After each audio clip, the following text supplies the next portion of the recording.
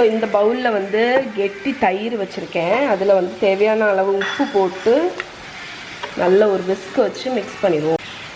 நல்ல ஸ்மூத் ஆகிற வரைக்கும் மிக்ஸ் பண்ணிடுவோம்.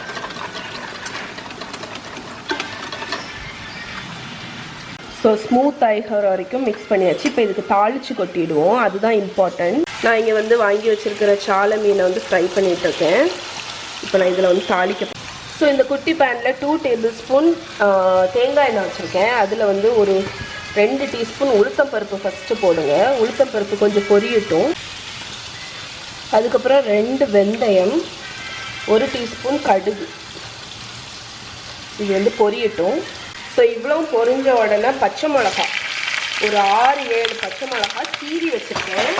ஸோ பச்சை மிளகாவை வந்து இந்த மாதிரி கீராமல் போடாதீங்க. உங்களுக்கு முழு பச்சை மிளகா போட்டிங்கன்னா நீங்கள் உங்களுக்கு வெடிச்சிடும்.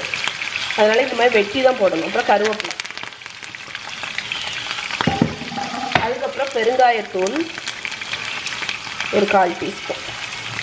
ஸோ இப்போ பச்சை மிளகா போட்டதுக்கப்புறம் அது நல்லா பொரியட்டும். இது வந்து பொரிஞ்சதுக்கப்புறம் நினைக்கிறேன்.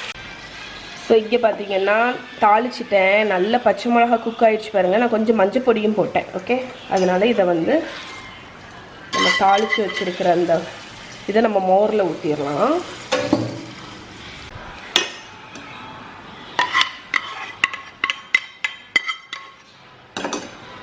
ஓகே, அவ்வளோதான். இப்போ இதை நல்லா மிக்ஸ் பண்ணி விட்ருங்க. நம்மளோட மோர் காய்ச்சியது ரெடி. தேங்காய் எதுவுமே போடாமல் திக்கான ஒரு மோர் குழம்பு மாதிரி.